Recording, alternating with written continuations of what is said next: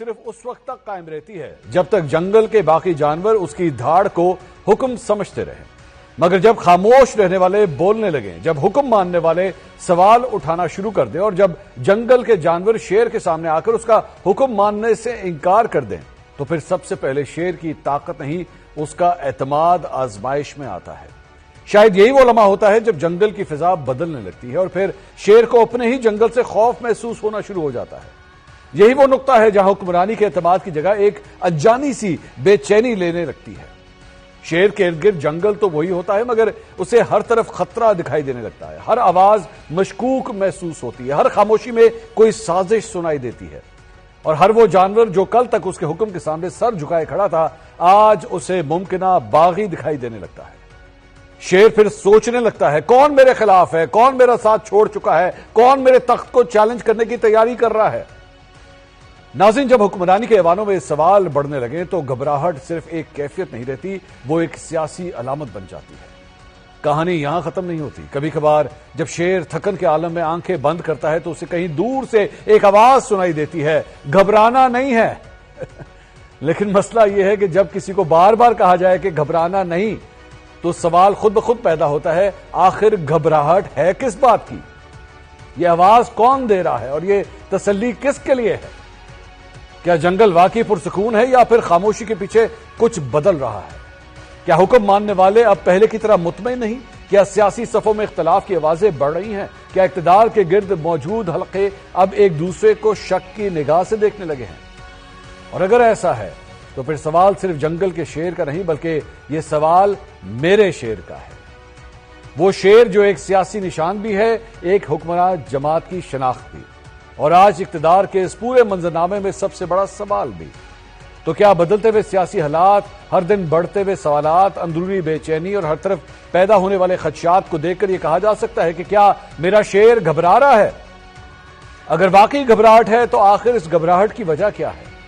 وہ کون سے حالات ہیں جو میرے شیر کے لیے اقتدار کے ایوانوں میں بے چینی پیدا کر رہے ہیں؟ وہ کون سے فیصلے ہیں جس کو لے کر میرا شیر اضطراب کا شکار ہے؟ وہ کون سے بیانات ہیں جو میرے شیر کے لیے مشکل بنتے جا رہے ہیں؟ اور وہ کون سے سیاسی، قانونی اور عوامی دباؤ کے عوامل ہیں جو میرے شیر کے لیے گھبراہٹ کا باعث بن رہے ہیں؟ ناظرین، میرے شیر کی گھبراہٹ سمجھنے کے لیے اس ساری کہانی کو ان 7 پوائنٹس تک لے جانا ہوگا، جس کا ہر پوائنٹ ایک نیا محاذ کھولتا ہے اور ہر محاذ ایک نیا سوال اٹھاتا ہے۔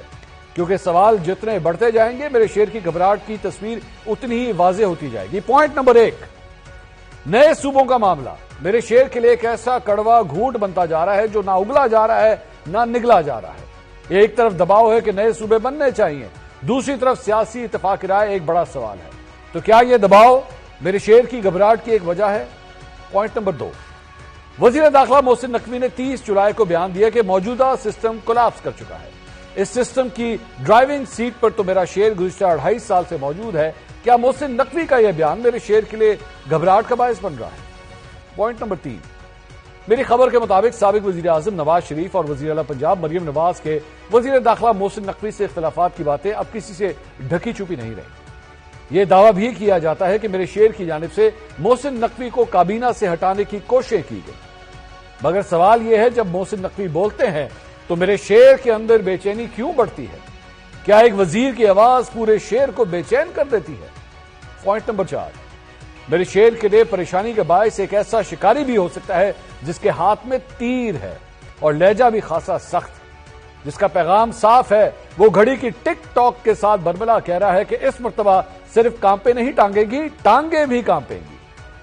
کیا میرا شیر شکاری کے ہاتھ میں تیر دیکھ کر گھبرا رہا ہے؟ پوائنٹ نمبر 5، متحدہ اپوزیشن گرینڈ الائنس، جہاں مولانا اور تحریک انصاف حکومت کے خلاف ایک ہی پلیٹ فارم پر اکٹھے ہو رہے ہیں، اگر یہ سیاسی قوتیں ایک مشترکہ سیاسی محاذ بنانے میں کامیاب ہو گئیں تو پھر سوال یہ ہوگا کہ کیا میرے شیر کے سامنے شکاریوں کی تعداد بڑھ رہی ہے؟ پوائنٹ نمبر 6، ایک طرف تحریک انصاف نے 27 ستمبر کو لانگ مارچ کی کال دے رکھی ہے، دوسری طرف کسان اتحاد 25 ستمبر کو اسلام آباد میں ملین مارچ کی تیاری کر رہا ہے۔ اس کے علاوہ پیٹرول اور ڈیزل پر لیوی کے معاملے پر جماعت اسلامی اسلام آباد کا رخ کرنے کا کہہ چکی ہے۔ کیا میرا شیر ایک ساتھ کھلنے والے ان تینوں محاذوں کا سامنا کرنے کے لیے تیار ہے؟ پوائنٹ نمبر 7، سپریم کورٹ کے حکم پر عمران خان کو صحت کے مسائل پر شفا انٹرنیشنل ہاسپٹل منتقل نہ کرنے کا معاملہ بھی عام ہے۔ اگر حکومت کی اس حرکت کو عدالتی حکم کی خلاف ورزی کے طور پر دیکھا گیا تو کیا عدالت کا ایک اور حکم میرے شیر کی بے چینی کو بڑھانے کا باعث بن سکتا ہے؟ ناظرین، یہ 7 پوائنٹس ہی نہیں بلکہ 7 محاذ ہیں، اور ہر محاذ ایک نیا سوال ہے، جہاں ہر سوال گھوم پھر کر وہیں آ کر کھڑا ہوتا ہے کہ کیا میرا شیر واقعی گھبرا رہا ہے